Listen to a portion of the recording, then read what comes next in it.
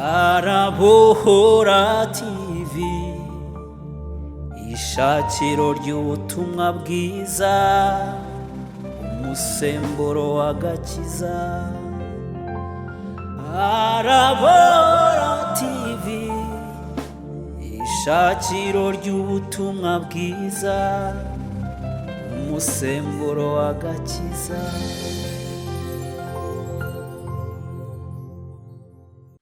Bakunzi ba Arabohora TV, uyu munsi tugize umugisha wo guterana n'abakozi b'Imana batandukanye. Aba ni abakozi b'Imana, turagira ngo tubanze tubahe ikaze. Mbere yuko tubahe ikaze rero, cyangwa nyuma yuko tubahe ikaze, turagira ngo babasuhuze, buri muntu abibwira, kugira ngo dukoreshe umwanya wacu mu gihe neza. Reka duhere ku mukozi w'Imana uri ku ruhande hano. Murakoze cyane ko mikaze, nitwa niyo umukozi w'Imana,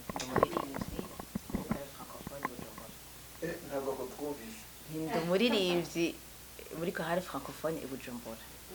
Yego, Imana imumugisha. Yitwa Nora, akorera umurimo w'Imana i Bujumbura, mwamwumvise. Reka duhe na mugenzi we. Nanje nitwa Janvier niyo mungere, nkaba ndi umukozi w'Imana, nkaba ndi umuramyi. Yesu abahezagire. Yego, ni umuramyi, araza kudufasha no kuramya mu kanya gatoya. Reka duhe na mugenzi we. Yego, nanje nitwa niyo mungere Jacques Shamire, nanje nkaba ndi umuririmbyi muri kwa Saida mu Kabagari Kaciro ADPR. Murakoze cyane. Reka natwe twakire. Nanjye murakoze kunyakira, nitwa Betty, ndi mwarimu muri Chapelle International Kaciro, Paroisse ya Kimihurura. Niho nkorera umurimo w'Imana, Imana ibaho umugisha. Murakoze cyane. Tugiye gutangira iki kiganiro turi dusenga. Turaza gusaba Nora adusengere. Umwami wacu Yesu Kristo, turagushimiye, utugiriye neza. Turagukengurukiye yuko watwiyumviriye ko neza ukaduha kuba muri no mwanya. Ibintu umuntu atabiri yatekereje ngo yibaze yuko ahantu azohagarara, ariko tugushimiye yuko igihe ugomba gukora, igihe ugomba kugira icyo uvuga, ugomba gukiza, igihe ugomba kubohora, ugira umunsi. Mana turagushimiye, none turaguhaye ikaze muri kino kibanza.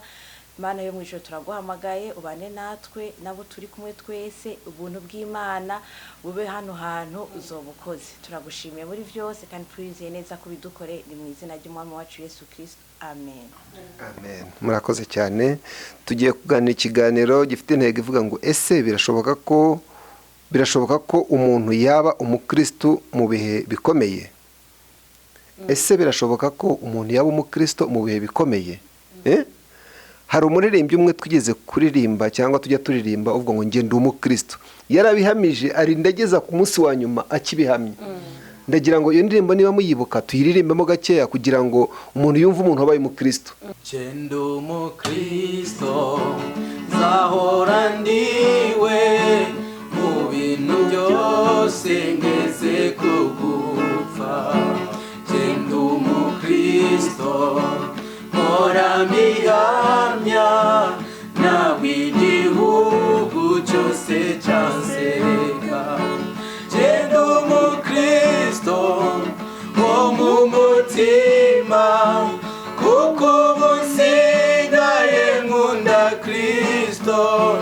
Icyatumye apfa yazize jyewe, nahuzwa n'iki kujya mukunda. Icyatumye apfa yazize jyewe, nahuzwa n'iki kujya mukunda. Nge ndi umukristo, umva ubwo buntu, narakijijwe nkurwa mu byaha. Nge ndi umukristo, naho naterwa n'ibyago nkaba no ku rugamba. Nge ndi umukristo, ndi umutabazi mu ntambara, ndasana n'ibyaha. Mfite umugaba n'Umwami Yesu, nituba hamwe nzahora nesha. umugaba mfite umugaba n'umwami Yesu nituba hamwe nzahoranesha genda umukristo n'umwimukira ndakomeje mu rugendo rwanjye ibyino mw'isi ndabihinyuye sigaye nifuza ibyo mw'ijuru genda umukristo gakondo yacu iri mw'ijuru ku Mana yacu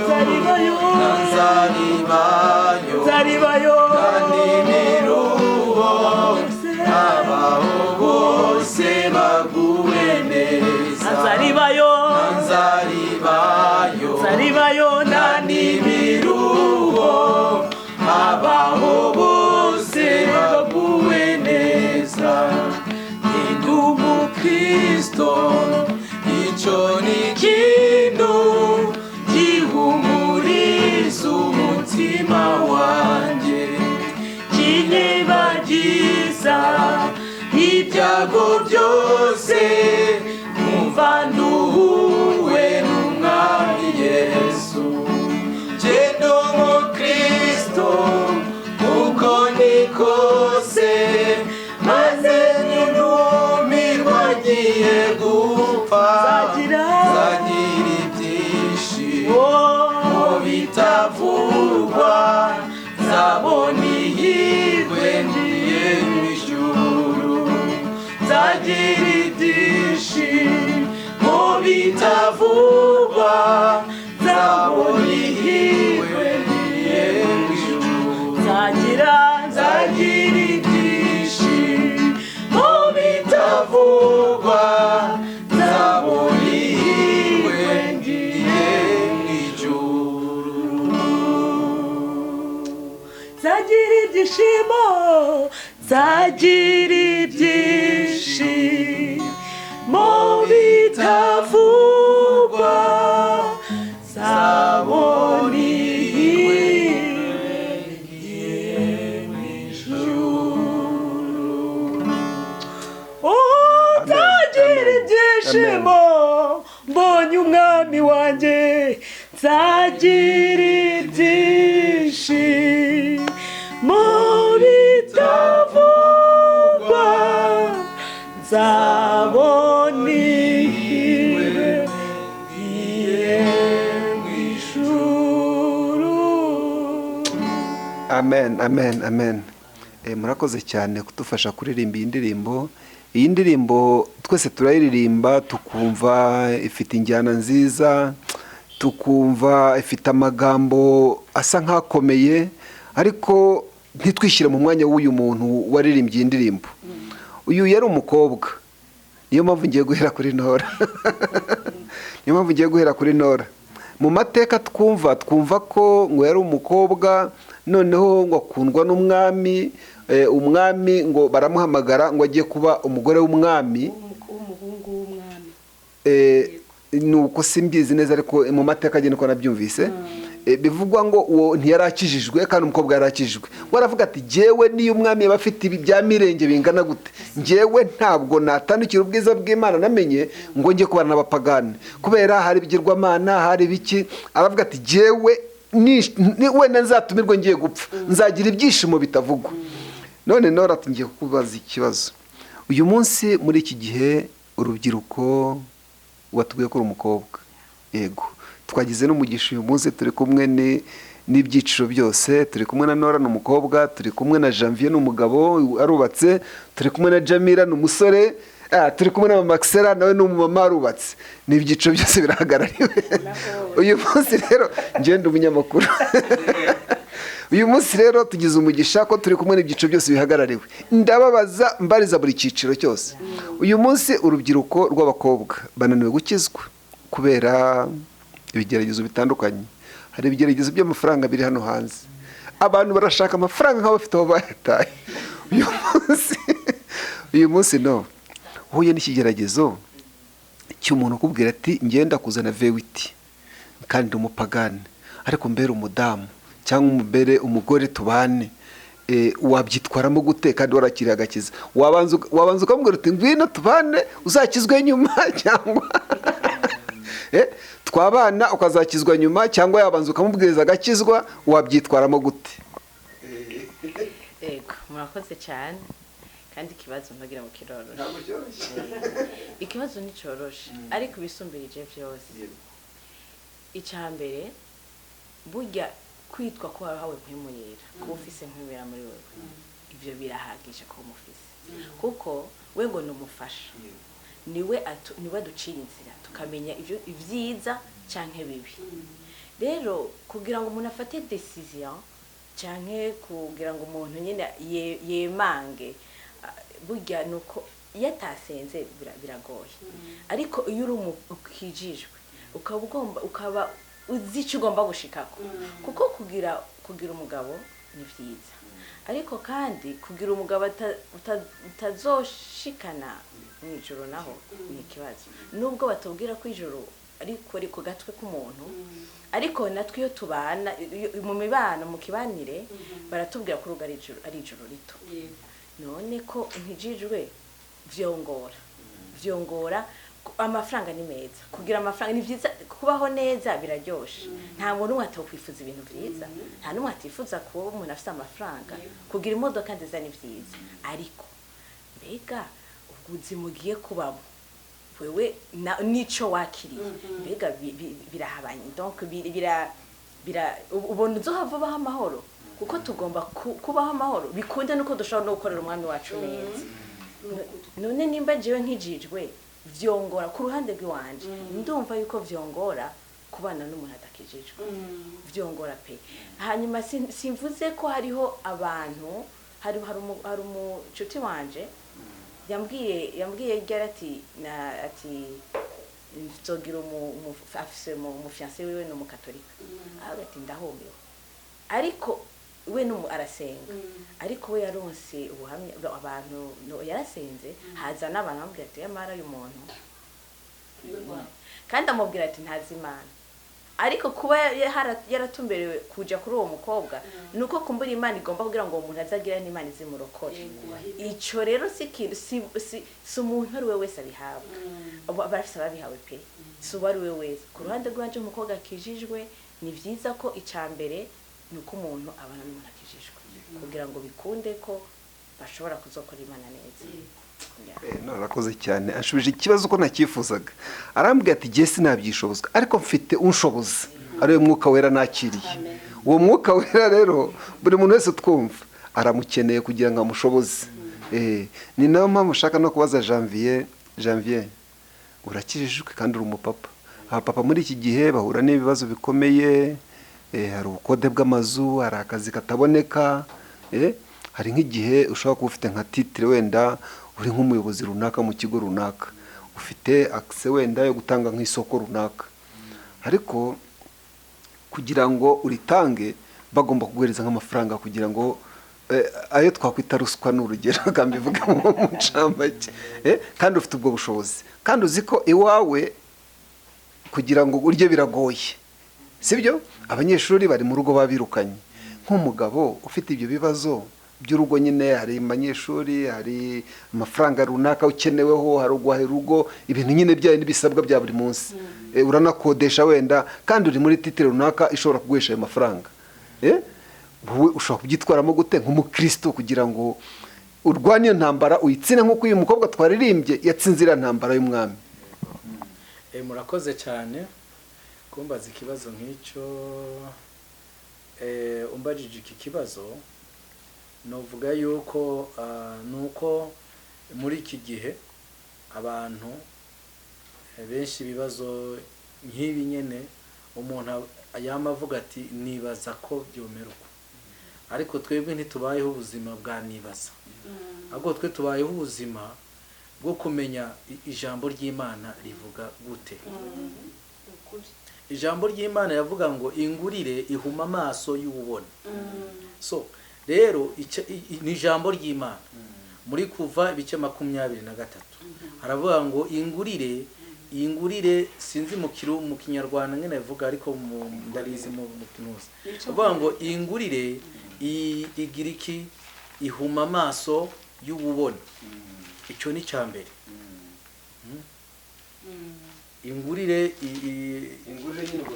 ingurire twayigeranye nyine nk'igiturire ni ruswa ruswa ihuma amaso y'ububone kuko ihuma amaso gute ni ukuvuga ngo ni nka trisheri mu ishuri ni nka trisheri mu ishuri njyewe nabibayemwo reka tubigereranye basi na trisheri mu ishuri ni kibazo ariko ni kimwe muri byo kuko umuntu aba akeneye amanota menshi kugira ngo agire iki atsinde mugabo atsinde ibintu bitari ku rwego rwiwe noneho tubigiranye nka trisheri rero kandi abantu benshi barabikoreraho ijambo ry'Imana rivuga ngo rihuma amaso y'ubugize iki y'ububona ni ukuvuga ngo bya bindi wagategerejwe gushiramo imbaraga ngo ukore urabireka wizeye ngo ba bantu baraza kumpa kandi ushobora kuba ukakirimwo uyu munsi ejo ukakavamo mu gihe rero utari wara growinze utari wara growinze muri ako kazi ukora ntibizokunda gukora n'akazi kawe ntushobora no gucreya abanyarwanda nibo bakunze kuvuga ngo kwihangira imirimo uyu munsi ukorera umuntu ejo ukihangira muri icyo gihe rero wagiye ugira utakaza experience wari kugira nziza mu kazi ugatangura kurya ingurire cyangwa ukagira amatrisheri bizokugora kuva ku rwego ngo uje mu rundi so muri trisheri rero je nabibonye nkiri ku ishuri igihe bigeze kumfata ndiko ndatrisha hari mu mwaka wa 7 noneho ntrisha ngira trisheri no kwikuru na kuri nari kwiga nkayitsinda kandi yari isanzwe mugabo kubera ikigari kubona abandi wowe uri gukora ibyawe ukabona abandi bari guca ku ruhande ugashaka kubigana ukabigana na nabi utanabimenyereye baranagufata rero umwigisha aramfata amaze kumfata nshira muri karubanda umugani w'abanyarwanda anshira ahagaragara nkogwa n'isoni ariko ndibaza ese aka gakuru ka civisme k'iminota 15 bambeka kamanota 15 niko gatumye nyenseba muri ubu buryo ndavuga ati guhera ubu ngomba gukora iby'iwanje ndonse ubusa nzashima Imana zo bari ubw'iwanje ariko nugoro mubusa ugenda uzamuka gake gake ngenda nzamuka rero ni kwa guhumuka twavuze wishinze trisheri urahuma ariko iyo uyiretse ugenda uhumuka ukavuga ati nakora n'ibindi bintu ibi nibi nkagera kure ntangura rero gukora ntangura kwiga ngira umwete no kuvuga ngo amanota nahora ndonka ni n'ama place nahora ndiho agenda hinduka nza no kurangiza imanite ngera mbaba mu bibanza by'abambere bari hafi y'abambere ariko nkavuga ati byaramfashije cyane kuri icyo kibazo rero warumbwiye novuga yuko nkuko waruvuze ibibazo ntibizarangira ariko ugomba kumenya ingena ubikemura utarinze kwiba ijambo ry'Imana rindi rero ngaho rimfashamo ni muri Matayo ibice 12 ku murongo wa 29 28 29 ijambo ry'Imana ravuga ngo utavanze nanje arasanzaza mu kinyarwanda sinzi uko rivuga ariko bavuga ngo utavanze nanje arasanzaza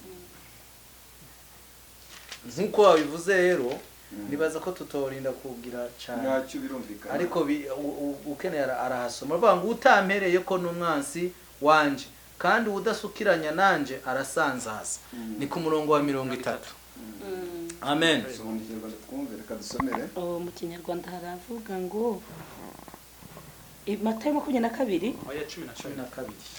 12:30. Aravuga ngo 12:30, uwo tubana n'umwanzi wanjye, kandi uwo tudateranyiriza hamwe arasandaza. arasanzaza. Amen. Reka tugire ko na Yeremiya 17, na Yeremiya 17 Yego, nkitangura navuze ngo ntitugomba gukora ibintu ngo nibaza ko byameruka, ahubwo ijambo ry'Imana rivuga iki muri Bibiliya, kugira ngo buri muntu wese amenye n'ibyarimo. Ijambo ry'Imana ravuga ngo utasukiranya nanje agira iki, arasanzaza. Twebwe ubundi twasukiranyije n'Imana, nako kazi kugira ngo tukabone twasukiranyije n'Imana. Rero ijambo ry'Imana riravuga ngo muri ndasoma mu Kirundi Yeremiya 17 ku murongo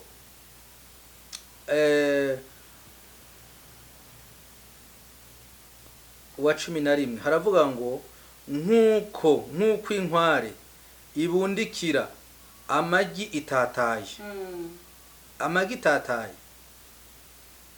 umuntu yironkera itunga mu buryo bubi niko amera, agicagatije imisi yo kubaho kwiwe rizomuva ku iherezo ryiwe azoboneka ko yari gipfu. 11. Umuntu wirundanyaho ubutunzi bw'amahugu ni nk'inkware ibundikiye amagi itateye, ubwo butunzi buzamusiga agabanijemo kabiri iminsi yo kubaho kwe, hanyuma azaba umupfapfa. Rega ijambo rero novuga ngo ijambo ry'Imana ravuga ngo abiteze Uwiteka ntawe uzakogwa n'isoni, ariko abahemuka atanyanduruko nibo bazokogwa n'isoni.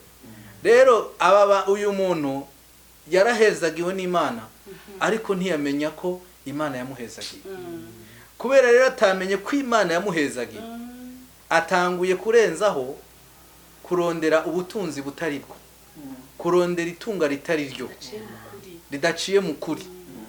Noneho kuko itunga umuntu arariharanira, arakora agakoresha imbaraga z'ubwenge, akoresha imbaraga z'amafaranga, akoresha imbaraga nyene z'inkomeza afise, ariko aciye abireka, aciye atangura kurondera ibintu byoroshe bamuhe. Ijambo ry'Imana rero ryatubwiye ngo akiriho agicagatije imisi yiwe yo kubaho, kuko ryatunga yarundanije atari iryiwe, ryari ry'abandi, atayaronse mu buryo bwiza, rizogera igihe rimuveho, kuko ngo azameze nk'inkware ibundikira amagi itataye. Noneho ryatunga rizongera iki, rizamuvaho. Nirimara kumuvaho, ba bantu bamubona afise itunga ameze neza ngo rizagira iki, abakabona ryaramuvuyeho, ngo bazobona yuko bwa bundi yari gipfu, bazobona yuko yari gipfu.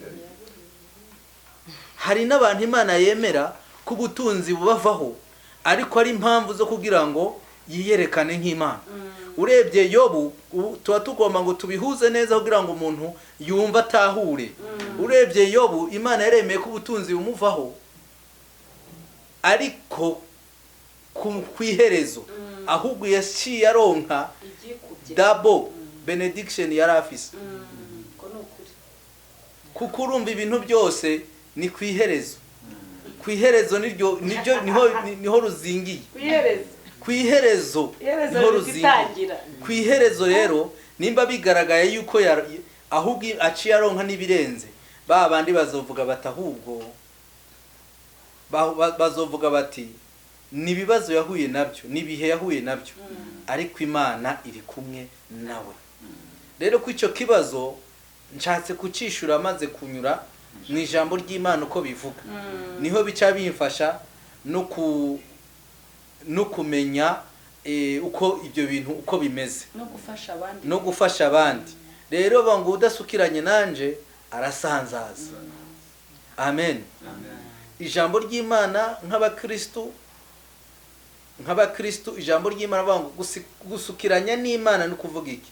Ni ukuvuga ngo nimba waronsa ako kazi ukabona umugisha, amen, ukabona akazi abandi n'abarabashomeri, ijambo ry'Imana rivuga ngo sukiranya nanje, genda utange icya 10 mu nzu y'Imana. Ijambo ry'Imana rivuga ngo uzabura naho ugira iki ubikwiza. Aho kugira ngo atange icya 10 agenda atange icya 10 mu nzu y'Imana mu gihe ari umukristo, ari kubireka, urumva, ari kubireka noneho atayeho ariko ariba n'abantu. Icya mbere yibye Imana, icya kabiri yiba n'abantu. Rero novuga yuko ahanini nuko wasobanukiwe, ko aho ugeze uyu munsi ni Imana yakugejeje. Iga gusukiranya n'Imana, ahubwo ureke kugendera mu ngeso zo kurondera itunga mu buryo butari bwo, kuko iryo tunga banyenejyo baje barifate. Ijambo ry'Imana rivuga ngo ijambo ry'Imana riratubwira ngo bike by'umugororotsi biruta ubutunzi bwinshi bw'abanyakibi. Rero Yesu abahezagire. Numva narisobanura muri ubwo buryo butandukanye, ntanga n'impanuro muri ubwo buryo nyene. Nibyo je ku ruhande rwanje rero urumva uko mbitahura, uko mbibona ikibazo numva nifitiye, bamfise ikibazo c'iherezo, ndabitanguye iherezo nirihe ku bakora ibintu bimeze uko. Nico kibazo mbafise, rero niyo mpamvu ntobikora ibyo, ntabikora neza, ntabireka, kuko nubundi nzi ko ibyo atari ibyanje. Nkizera ko navanze n'Imana, Imana izonyagurira, Imana izongirira neza. Irevre uko bigaragara ibintu umwansi Satani atanga cyangwa ibintu Satani atanga bisa nkaho biza byihuse, ariko uko biza byihuse niko bigenda byihuse. Niko bigenda byihuse. Ntanga n'akarorero n'akandi karoro kandi ko abantu bagenda kurondera itunga bakarirondera mu bapfumu, bakarirondera mu bakonikoni, bakarirondera mu bantu nyene kwa Satani, bakaja gutanga ibimazi. Ni muri ubwo buryo nyene, nabyo nyene bishobora, nabyo nyene bishiriyeho, nabyo nyene kurya byihuta niko binagenda byihuse. Kuko umuntu yaronse ubutunzi turabukeneye kandi turabwifuza, ariko umuntu yaronse ubutunzi bwinshi cyangwa bwiziki, uwumvise ubuhamya bwe usanga yahereye hasi agenda azamuka gake gake, agenda nyene azamuka gake kugira ageze. Icyo nkundira Imana rero nuko Imana, ijambo ry'Imana rivuga ngo Imana ikura kucava ikicerekanya n'ibikomangoma. Aho Imana igukuye ikakuzamura gake gake aho ikugejeje, nta muntu ashobora kukumanura. Mugabo ari Imana yakuzamuye nubwo ugenda gake, ariko aho ikugejeje irahakurindira aho hantu. Murakoze.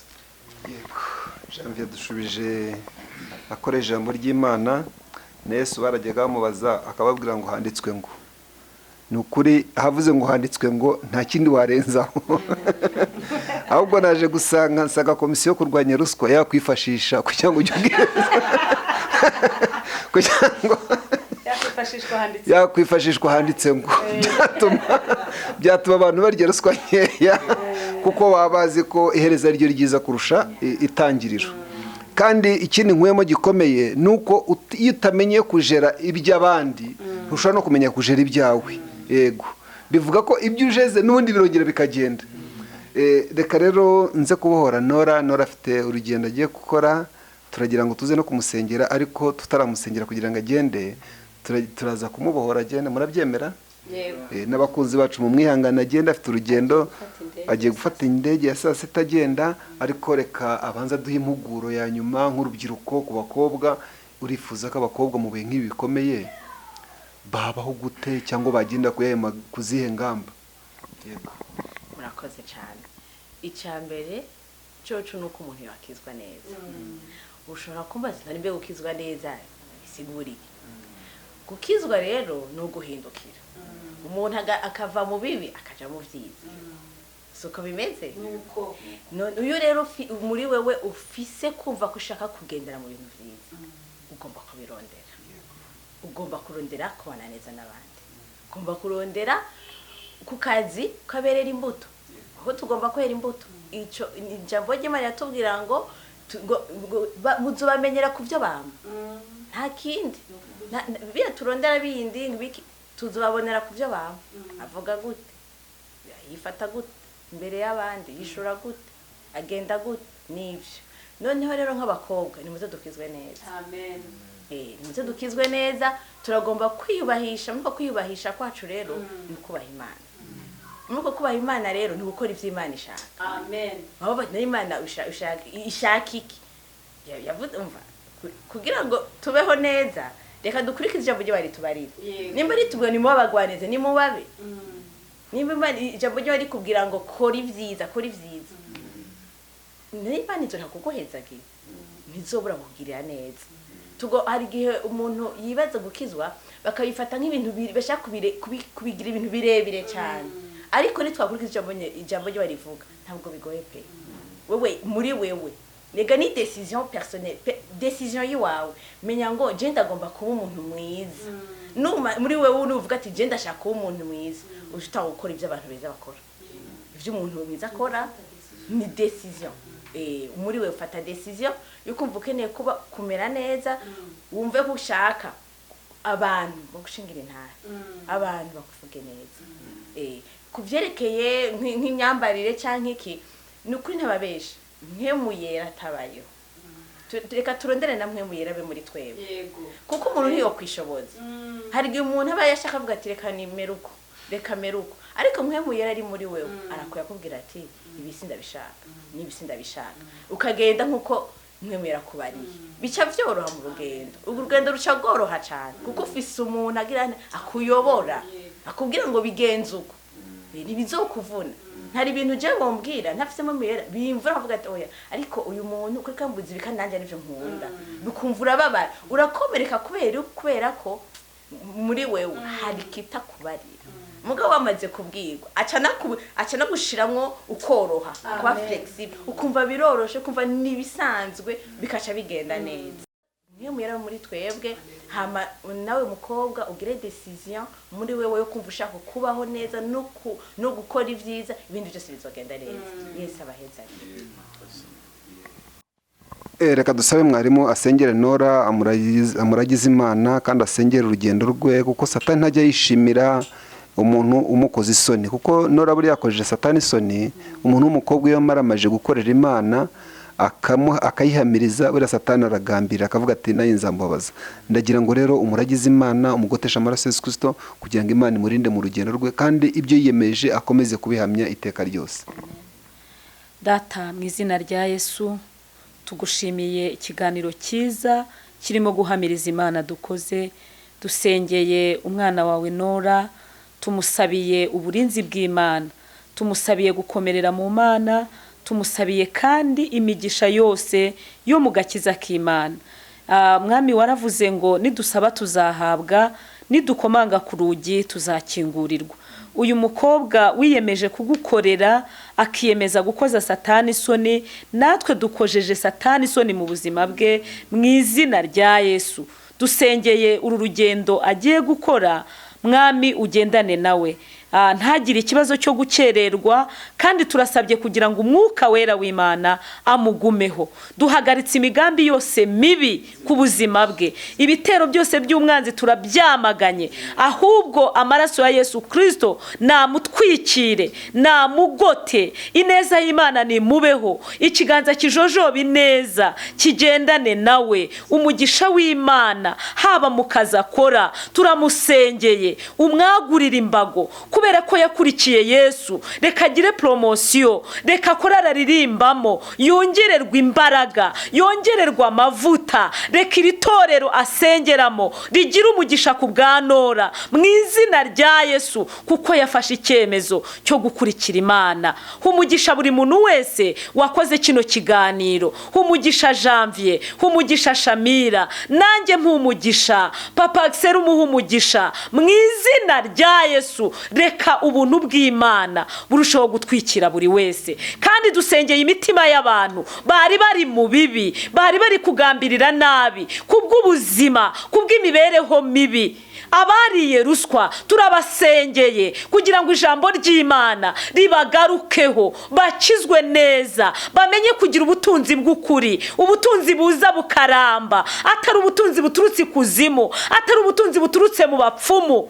Mana, abantu bagiye gushakira indonke mu bapfumu, abagiye gushakira y'imibereho, bacuruza bakabona biranga, bakajya gushakisha hariya muri bariya bapfumu n'abandi. Turabagaruza imbaraga z'Imana, turabasengeye ngo babohore abagiye mu myuka mibi, hari abagiye babizi n'abatabizi. Mu izina rya Yesu turababohoje uyu mwanya, tubamurikiye Imana Data, kugira ngo Imana ibagarukeho, Imana ibagirire neza, Imana babarire, Imana ibasure, Imana ibaho ubutunzi buvuye muri yo.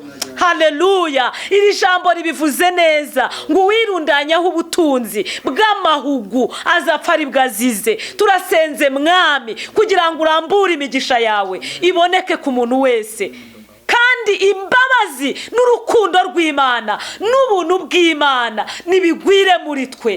Reka buri wese ahinduke urwandiko rwiza rusomwa n'abantu bose, ari abari mu mahanga baremerewe, ari abafite depression, ari abari mu nzeri bonyine, ari ababuze uko babigenza, ari abafite umubabaro n'intimba. Yesu ni wowe mahoro yacu, ni wowe mahoro yababaho, ni wowe byiringiro by'abera, ni wowe utajya upfa, ni wowe utajya usaza, ni wowe nshuti itananirwa. Turabasengeye mu izina rya Yesu, imbabazi n'ubuntu bw'Imana nibiganze kandi bitegeke. Dusabiye ibihugu byacu umugisha, ari iki gihugu cy'u Rwanda, ari ibihugu bidukikije, mu izina rya Yesu umugisha w'Imana nubabeho. Turagushimiye kubyumvise mu izina rya Yesu Kristo umwami wacu, amina. Shamira, nk'urubyiruko wowe warubwira iki mu gihe nk'iki ngiki, ko urubyiruko usanga kenshi bahura n'ibibazo bikomeye, nta kazi karimo kuboneka, kandi bakeneye kuzubaka ingo, bakeneye kwambara neza kugira ngo bakundwe n'abakobwa beza. Hari ibintu urubyiruko rukeneye. Nkawe muri iki gihe urubyiruko warubwira iki kugira ngo bitware gute mu bintu bikomeye? Yego, murakoze.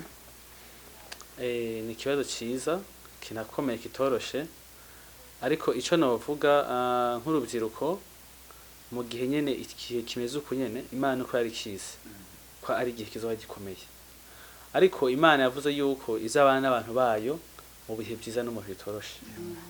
Rero bivuga ngo rero no muri iki gihe kimeze uko, Imana izabana n'urubyiruko, ariko urubyiruko nigwemera, kuko Imana nyene ijana n'umuntu wemeye.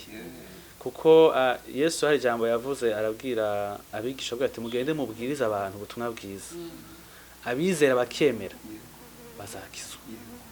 No bivango rero, no vango ntabwo Yesu adutumye kugira ngo abantu tubemeze, ahubwo wowe umurimo umuntu aba afite uravuga, hanyuma abantu bakizera, kandi mu kwizera harimo inyungu.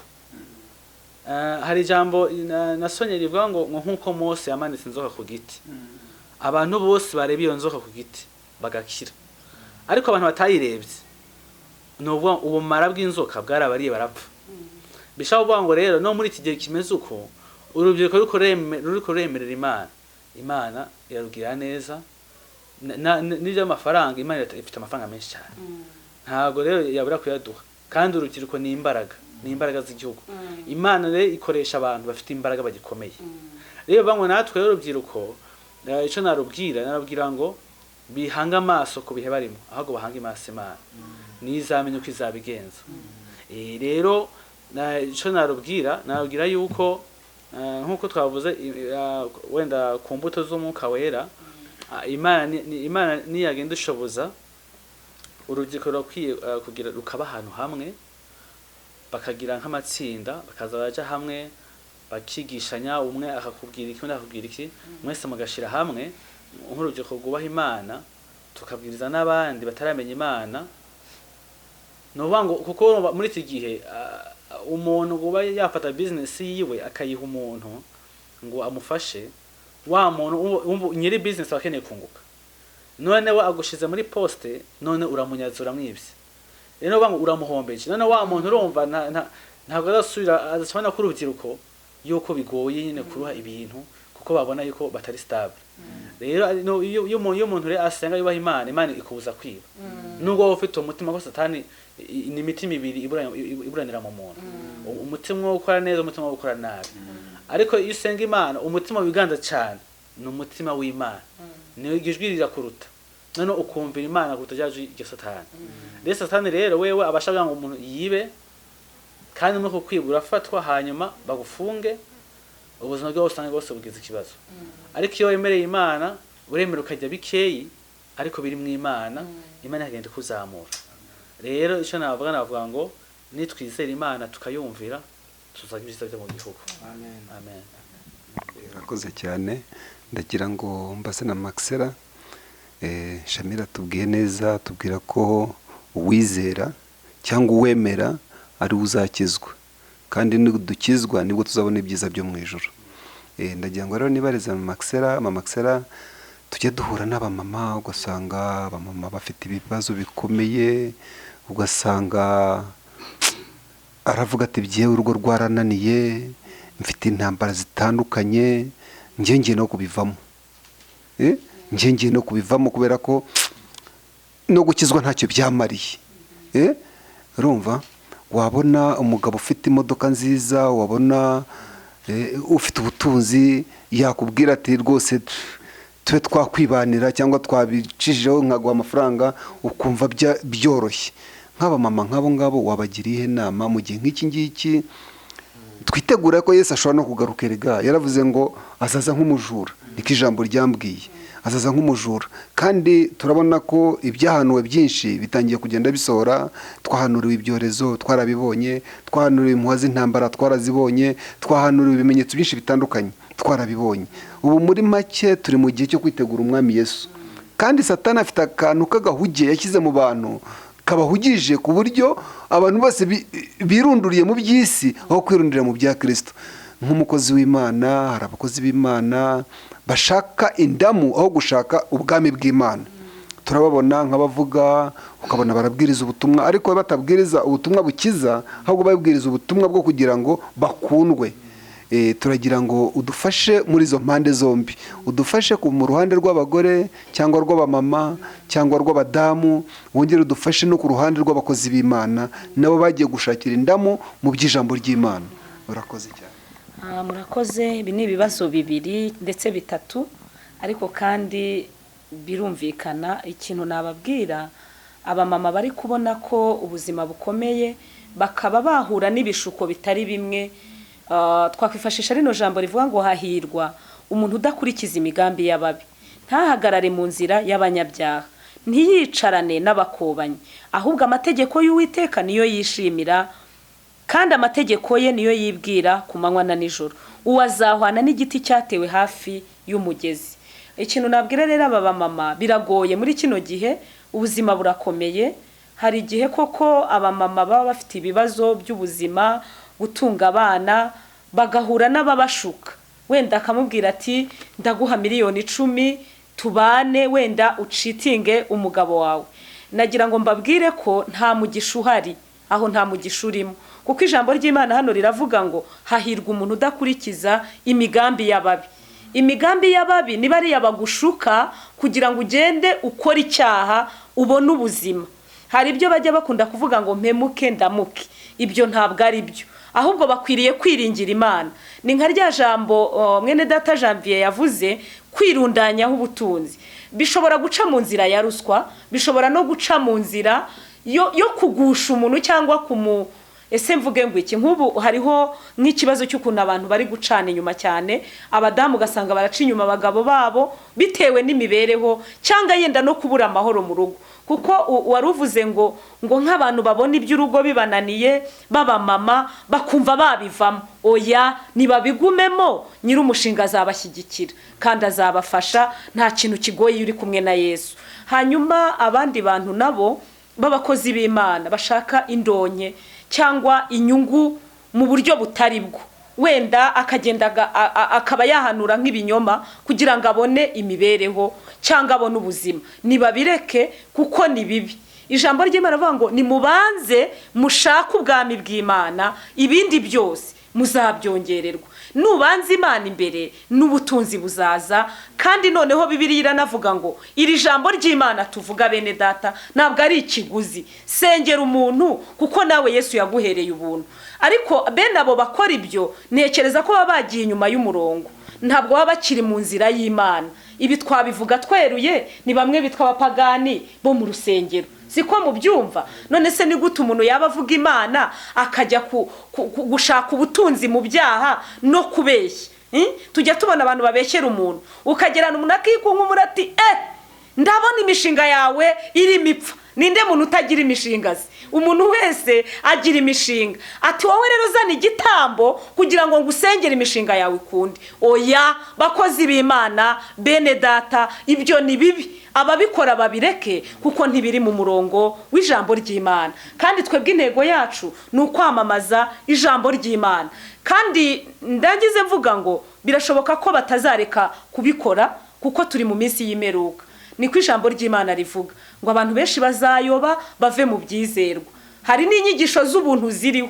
Umuntu ngo Yesu yamugiriye ubuntu birahagije nta kindi akwiriye gukora. Izo nyigisho nazo ni ubuyobe. Ijambo ry'Imana ritubwira kwihana no kumaramaza. Hahirwa, haleluya, umuntu udakurikiza imigambi y'ababi, ntahagarare mu nzira y'abanyabyaha, kandi ntiyicarane n'abakobanyi. Niba wicaranye n'abakobanyi nawe uzakobana, cyakora ushobora kwicarana nabo ukabahindura. Kuko ntabwo nanone tuzahunga abanyabyaha cyangwa abakora ibyaha, dukwiye kubegera kugira ngo tubafashe. Icyakora niba uri mu ntege nkeya nutindana nawe azaguhindura. Gerageza rero gutindana n'Imana cyane. Amen. Kudakurikiza imigambi y'ababi nicyo kintu cyafasha abo bantu bari muri ibyo byiciro byose. Imana ibaha umugisha. Rakoze cyane. Turi mu gusoza ndagira ngo mbaze Janvier asubirije ijambo rimwe cyangwa abiri. Ese birashoboka ko umuntu yaba umukristo mu bihe bikomeye? Ego birashoboka cyane. Ijambo ry'Imana rirabihamya. Ijambo ry'Imana rivuga ngo muri Zaburi 34 ku murongo wa 19 avuga ngo amakuba canke ibyago by'umukiranutsi ni byinshi, ariko Uwiteka abimukiza muri byose. So rero bisobanura ko n'Imana irazi ko tuzaca mu makuba, tuzaca mu bibazo, ahubwo no kwizera yuko Imana iki jambo ry'Imana rivuga nkuko natangiye ritubwira ko izadukiza hehe muri byose. Rero birashoboka kandi ibidashobokera abana b'abantu bishobokera Imana. Urakoze. Amen. Arakoze cyane Janvier rwose, Imana imuhe umugisha. Ariko ndagira ngo kugira ngo tugende tujya gusoza, ndagira ngo ugire inama abagabo bagenzi bawe. Hari abagabo bagenzi bawe bahura n'ibibazo bakabura ibyiringiro.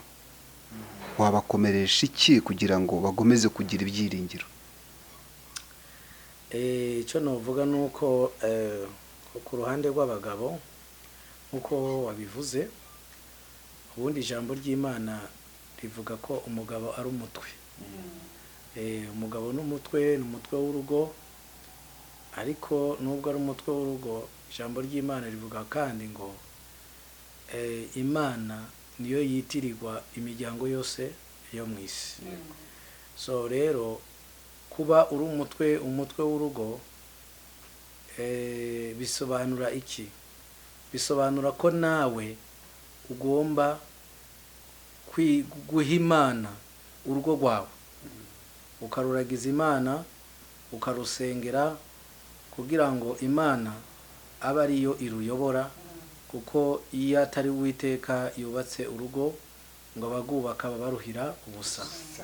Rero novuga yuko nta kindi umuntu yo kwirata, wirata ntirata ubutunzi bwe, ntirata inkomezi ze, ntirata ubwenge bwe, ariko ngo wirata canke uwishi ngo mu Kinyarwanda mumbabarire cyane kuko nkoresha ikirundi cinshi, ariko ngo uwirata canke mu Congereza ngo you boasting. Rero uwirata canke wishimira imbaraga ziwe, wishimira inkomezi ziwe, wishimira ubwenge bwiwe, ngo hahirwa wirata yuko yamenye Imana. Kandi abagabo nkuko wabivuze muri rusangi twiyumvamo imbaraga. Arabohora TV, ishakiro ry'ubutumwa bwiza, umusemburo w'agakiza. Arabohora TV, ishakiro ry'ubutumwa bwiza, umusemburo w'agakiza.